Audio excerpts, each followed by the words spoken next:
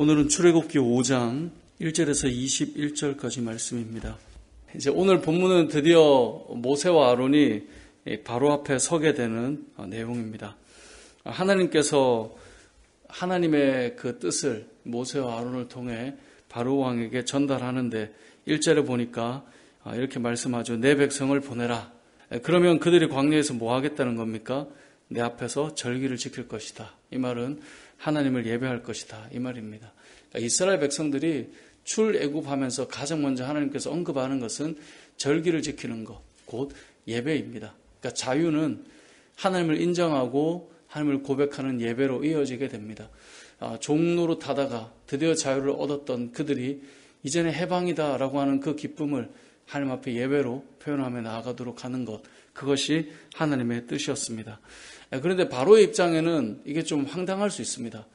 40년 만에 등장한 모세가 또 그의 형 아론과 함께 나타나서 내 백성 이스라엘을 이제는 내보내라 라고 말하고 있으니 이게 좀 얼마나 황당하겠습니까? 어떤 논리적인 사건의 개연성도 없고 갑자기 등장해서 이스라엘 백성들이 이제 나갈 거다 이렇게 말하니 좀 황당하겠죠.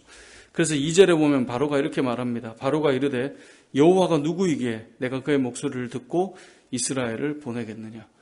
그렇지 않겠습니까? 예를 들어 여러분이 예배드리고 은혜 받은 다음에 회사나 일터에 가서 하나님이 이렇게 말씀하셔서 난 이렇게 해야 되겠다라고 말할 때 아니 너가 믿는 하나님이시 그게 나와 무슨 상관이냐 이렇게 될 수 있는 거잖아요. 바로 입장에도 아니 하나님이 누군데 여호와가 누군데 내가 그의 목소리를 듣고 내가 이스라엘 백성을 보내야 되느냐 무슨 황당한 소리냐 이 말을 하고 있는 겁니다. 보내지 않겠다는 거예요. 그래서 3절을 보면 다시 말해요. 3절을 우리 다시 한번 읽어보겠습니다. 시작. 그들이 이르되 히브리인의 하나님이 우리에게 나타나셨은즉 우리가 광야로 사흘 길쯤 가서 우리 하나님 여호와께 제사를 드리려 하오니 가도록 허락하소서. 여호와께서 전염병이나 칼로 우리를 치실까 두려워하나이다. 아멘. 우리가 광야로 가서 하나님 앞에 예배를 드리러 나갈 거니 허락해 달라는 거예요. 하나님께서 징계하실 수 있다라고 말하고 있는 거죠. 우리가 예배를 드릴 테니 허락해 달라. 우리는 나가겠다라고 말했습니다. 자, 이렇게 말할 때 바로의 반응이 무엇이냐면 너희가 지금 노역을 하는 것이 아직 좀 덜 힘들구만. 이제 이런 생각을 하는 거예요. 예배를 드리겠다고 광야로 나가서 너희가 믿는 하나님을 섬기겠다고 너희가 아직 이 일하는 게 부족해가지고 이런 거니 일을 더 좀 시켜야 되겠다. 이제 이렇게 나온 겁니다. 그래서 9절에 보면 그 사람들의 노동을 무겁게 함으로 수고롭게 해서 그들로 거짓말을 듣지 않게 해라. 이들이 하나님께 제사 드리도록 하자라고 끌고 나가려고 하는데 얘네들을 더 일을 시켜가지고 정신이 좀 번쩍 들게 그렇게 해라. 이제 이렇게 말하고 있는 것입니다. 오늘 본문을 통해서 우리가 기억해야 될 것은 큰 주제는 예배라고 저는 생각합니다. 예배에 대한 인식이 무엇인가? 세상 사람과 믿음의 사람들의 예배에 대한 인식은 차이가 납니다. 세상 사람들은 이렇게 생각합니다. 우리가 예배를 드린다라고 말하면 아니 힘들다 하면서 무슨 주일날 가가지고 예배냐 힘들면 쉬지 이게 이제 세상 사람들의 인식이에요. 너희들 안 쉬고 주일마다 가가지고 봉사도 하고 또 사람들 만나고 하는 거 보니까 살만한 거네. 더 해도 되겠네. 라고 생각하는 것이 세상 사람들이 생각하는 교회를 다니는 사람들에 대한 하나님을 믿는 믿음의 사람들에 대한 인식입니다. 쉴만한데 쉬지 않고 예배를 드리고 예전에 제가 알던 분도 아니 휴가라고 주면 피곤하다 해서 휴가를 주면 교회 다니는 사람들은 다 수련회 가고 뭐 봉사하러 가고 아니 휴가를 줬더니 도대체 저게 쉬는 거냐 그런 얘기를 하시는 거죠. 반면에 믿는 사람들 성도들에게 예배는 무엇입니까? 예배는 우리를 자유케 하신 하나님 앞에 믿음의 고백을 하는 것 그것이 예배의 정신이지만 더 나아가 성도는 예배를 통하여 쉼을 얻죠. 예배를 통하여 힘을 얻습니다. 믿는 자들은 예배 드리는 것이 멈춰지면 그것이 우리에게는 답답함으로 힘겨움으로 찾아오게 됩니다. 그러니까 우리에게 예배는 믿는 자와 믿지 않는 자는 예배에 대한 인식이 다릅니다. 믿지 않는 자는 힘들다 하면서 무슨 주일 일찍부터 가가지고 봉사하고 그 늦게까지 그 고생이냐 쉬면 되지. 근데 믿는 사람들 우리들은 어떻습니까? 일찍부터 나가서 주를 위해 헌신하고 주님 앞에 나아가 찬양하고 말씀 듣고 이것이 우리가 사는 예배는 우리를 살리는 것이다 라고 하는 것이 우리가 가지고 있는 인식이라는 것이죠. 그래서 예배에 대해서 성도와 불신자는 이 생각이 완전 다릅니다. 여러분들이 우리가 이제 예배를 너무나 자유롭게 드리다 보니까 예배에 대한 이 소망을 잃어버릴 때가 참 많습니다. 그런데 이제 예전에도 그런 말씀 드렸지만 특히 남자들은 이제 군대를 가면서 예배에 대한 그 어려움의 시간들을 이제 경험하게 되는데 그 시간이 참 힘든 거예요. 왜냐하면 군에 입대를 해서 우리가 자유롭게 막 다닐 수 있는 건 아니니까요. 그러다가 이제 믿는 청년들이 교회를 딱 가면요, 그 예배의 기쁨이 엄청나게 벅차올라요. 아마 제가 알기로는 다시 첫 예배를 드릴 때 대부분이 다 울 거예요. 예배에 대한 감격이 다 회복되거든요. 그러니까 그만큼 예배가 소중한 걸 느껴요. 그러니까 예배에 대한 인식이 지금 바로가 바라보는 시각과 지금 모세가 던지는 이 메시지는 완전히 차원이 다른 것입니다.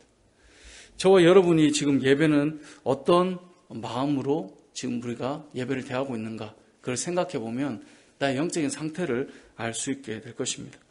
본문에서 또 한 가지 알 것은 모세와 아론을 통해 예배로 나아가려고 하니까 바로가 어떻게 행동했죠? 9절을 보니까 너희가 좀 편해서 그렇구나. 더 고생을 좀 해봐라. 도동을 무겁게, 더 수고롭게 만들게 되죠. 더 힘들게 만들게 되죠. 그렇게 해서 이전에는 이 일을 할 만한 재료를 다 주었는데요, 이제는 짚을 주지도 않아요. 그것도 너희가 찾아서 만들어라 라고 하니 이 일에 대한 강도가 더 강해졌어요. 근데 이렇게 했던 이유가 뭐냐? 바로가 17절에 보면 이렇게 말합니다. 여러분 17절을 같이 한번 읽어보겠습니다. 시작. 바로가 이르되 너희가 게으르다 게으르다. 그러므로 너희가 이르기를 우리가 가서 여호와께 제사를 드리자 하는도다. 자, 바로는 이렇게 말해요. 너희가 게으르구나.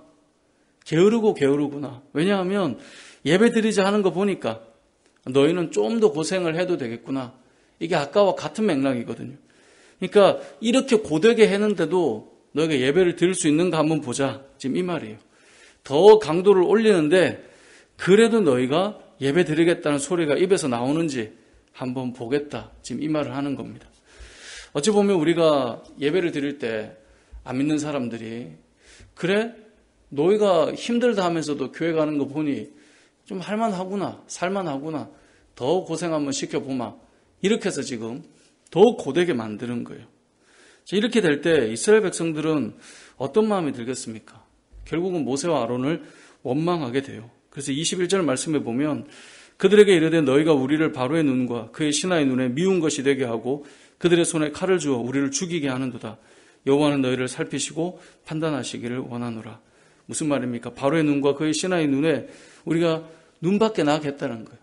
미운 털이 박히게 했다는 것입니다. 그래서 그들의 손에 칼을 주어서 우리를 더 힘들게 만드는 것, 너희들 때문에 우리가 이렇게 고생하는 거야 라고 말하며 예배 드리는 그들을 향해서 더 강도 있게 힘들게 만들고 쪼으니까 그것 때문에 애들이 너무 힘들어서 모세와 아론을 원망하는 거죠. 아니 예배가 문제가 아니라 지금 우리가 다 죽게 생겼다. 이것이 이들의 마음입니다. 너희 때문에 우리가 못 살겠다. 그래서 너희는 누굽니까? 모세와 아론이거든요. 이것은 사단이 우리에게 어떻게 역사하는가를 보여줍니다. 사단은 우리가 예배 드리는 것을 방해합니다. 어떻게 방해하냐면 힘겹게 만들고 어렵게 만들고 더 나아갈 수 없도록 만들어 놓습니다. 그래서 예배로 나아가려고 하면 여러 가지 분주한 일, 힘든 일, 그리고 내가 바닥까지 내려가게 만드는 그런 일들이 나타나게 됩니다. 그럼 우리는 그런 생각을 하죠. 예배 드리기 진짜 힘드네. 이렇게 어려움이 찾아오는데 어떻게 예배를 드릴 수 있는가? 이런 생각을 하게 됩니다. 우리가 예배에 대한 생각을 다시 한번 가져야 되는 것은 믿음의 성도들은 사실 어렵고 고단할 때 그때도 예배를 생명처럼 여겼습니다. 예전에는 목회자들이 예배에 목숨을 걸자는 말을 참 많이 했습니다. 주일 성수라고 하는 말은 주일을 우리가 어떻게 지킬 것인가에 대한 메시지를 담고 있습니다. 그래서 주일 성수라는 말을 썼고 주일을 위해서 토요일조차도 저녁에 함부로 늦게까지 시간을 보내지 않고 내일 예배를 위해서 우리가 토요일도 일찍 잠을 들어서 몸도 마음도 우리가 좀 예배를 준비하는 상황으로 해서 주일 예배를 드리고 그랬었습니다.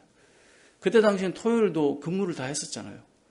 그래서 토요일도 이 근무를 하고 일을 하는 가운데에도 우리가 주일을 준비하는 마음으로 잘 추스리고 주일 예배를 드렸단 말이에요. 근데 지금은 좀 많이 달라져 있습니다. 오늘 본문의 말씀처럼 예배를 드리는 자들에게 고단함이 찾아오고 힘듦이 찾아오면 예전처럼 예배 목숨을 걸자, 이제는 이런 말 하기 좀 힘듭니다. 힘든데 예배 못 나올 수도 있죠. 마음이 그렇게 아픈데 뭐 예배 빠지는 것도 뭐 그럴 수도 있습니다. 이제 자꾸 이렇게 흘러가게 됩니다. 위로해주고 품어줘야 됩니다. 지금 그 상황에 예배 한번 못 나오는 게 뭐 그럴 수도 있는 일입니다. 이제 목회자나 성도들의 사이에서도 사람이 더 중요해져서 그렇게 흘러가는 일들이 점점 많아집니다. 그리고 그렇게 말해주는 목사가 좋은 목사가 되어가고 있습니다. 저도 갈등이 되게 많습니다. 좋은 목사가 되고 싶기 때문에 하나님 앞에 고단하고 힘든데 무슨 예배냐, 너희 때문에 다 죽게 됐다. 이스라엘 백성들의 말처럼 모세와 아론에 대한 이야기를 할 때 지금 시대에 여러분들이 섬기는 어떤 지체가 그 사람에게 그러한 때 예배는 좀 그렇게 좀 빠져도 상관없습니다. 당신이 살아야 예배도 있지. 이것이 지금의 모습이고, 또 그러다 보니 저 역시 늘 조심스럽고 조심스럽지만 또 마음 상할까 봐 참 그렇게 말하지 못하는 그런 일들이 일어나죠. 그런데 우리가 기억해야 될 것은 항상 예배가 먼저였습니다. 우리가 힘들지만 예배를 통해 우리는 늘 회복되어 왔었습니다. 그게 성경에서 등장하는 믿음의 사람들이었어요. 너무나 고단하고 지친 자에게 성도들이 늘 뭐라고 말했습니까? 힘드니까 1년만 쉬었다 와. 그럼 그렇게 말했던 교회 역사가 있나요? 아니에요. 힘드니까 내가 함께 가줄게. 같이 우리 예배로 나가자.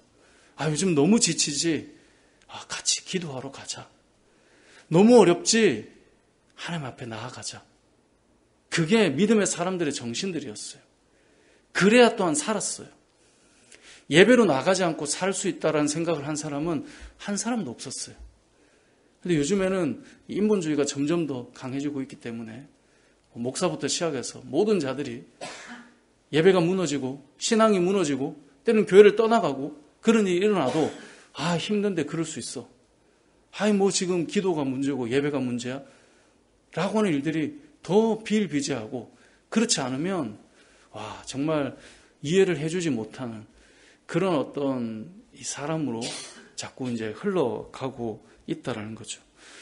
우리가 다시 한번 기억했으면 좋겠습니다. 예배 없이 치유되고 회복되는데 여러분 하나님 앞에 왜 나올까요? 이게 거꾸로 생각해 보면 예배 드리지 않고 하나님 앞에 나아가 기도하지 않고 내 마음이 다 추스러지고 예배를 드리겠다? 그건 사실 되게 황당한 이야기입니다. 곱씹어 보면 하나님 없이 내가 다 해결해 놓고 와가지고 예배할 때 하나님을 어떻게 인정하는 거죠? 그러니까 결국은 우리가 주님 앞에 나아가서 하나님께서 우리를 만지시는 그 일을 통해 우리는 일어나는 거예요. 회복이 되는 거예요. 그래서 우리의 입술이 사실 참 지혜가 필요는 하지만 기본적으로 가져야 될 정신이, 오늘 여기 본문을 잘 보십시오. 너희가 편해가지고 지금 예배 드린다는 소리가 나오구나. 이게 요즘 시대 정신이에요. 힘든데 무슨 예배야. 이러한 시대 속에 너희가 일을 좀 더 해도 되겠구만. 이러한 시대 속에 사실 우리는 살고 있어요. 근데 우리가 기억해야 될 것은 사단을 끊임없이 방해합니다. 너희가 살만해서 예배 드리는 거구나. 아니에요. 우리는 살려고 예배 드리는 거예요. 우리는 살려고 기도하는 거고요. 살려고 어떻게든 어거지로 나아가는 거예요. 그렇게라도 하지 않으면 우리가 살 수 없다는 것을 느끼기 때문에 그래요. 그렇게라도 예배 자리에 나가고 그렇게라도 하나님의 이름을 부르지 않으면 살 수 없는 것을 성도는 다 알아요. 세상은 모르죠. 세상은 힘들면 쉬어 이거예요. 세상은 힘들면 뭐 교회 자꾸 나가서 봉사한다 그래. 왜 거기 가서 뭐 한다 그래. 세상은 그거예요. 근데 성도는 어떤 마음이 있습니까? 하나님 앞에 안 나가면 못 사는 거예요. 힘을 못 얻는 거예요. 세상에 그 어떤 사람이 우리에게 진짜 힘을 주겠습니까? 하나님밖에 없는 거예요. 그래서 우리는 기억해야 합니다. 예배는 우리를 살리는 곳입니다. 기도하고 주님 앞에 서는 것은 우리가 살기 위해서예요. 우리가 새벽마다 기도하는 사람들은, 물론 새벽에 기도 안 나오는 사람들은 그럼 죽었냐 이 말을 하는 건 아니지만, 또 새벽에 늘 기도하는 사람들의 특징들이 뭡니까? 이때 나가면 우리의 마음이 샘솟는 것을 경험하잖아요. 그래서 또 나오잖아요. 우리가 주일마다 그 주일 성수를 하는 이유는 그래야 살기 때문에 하는 거죠. 한 주간 너무 힘들었는데 하나님 앞에 나와서 예배 드리면서 우리가 사는 거죠. 이걸 거꾸로 바꿔놓으면 인간적으로는 상당히 위로자일 수도 있지만 사실은 신앙적으로 생각해보면 믿음과 무관한 이야기를 하기 시작하는 겁니다. 제가 어릴 때 싫었던 것이 그런 거죠. 담배 끊고 교회 와. 와서 은혜 받고 끊어져야죠. 밖에서 다 하고 오래요, 자꾸. 그게 어떻게 은혜입니까? 하나님을 불신하는 자들이 와서 경험을 하는 거죠. 말씀을 맺겠습니다. 오늘 본문은 예배에 대한 시각이 모세와 아론의 지금 발언과 바로의 이 말이 다르다는 걸 알 수 있습니다. 너희가 예배 드리겠다고 편해서 그런 거야. 아니에요. 우리는 자유를 얻고 쉼을 얻기 위해 하나님 앞에 예배 드리고 오늘도 기도하며 살아간다 라고 하는 사실을 기억하시고, 저도 점점 마음이 예전처럼 그래도 예배 드리셔야죠.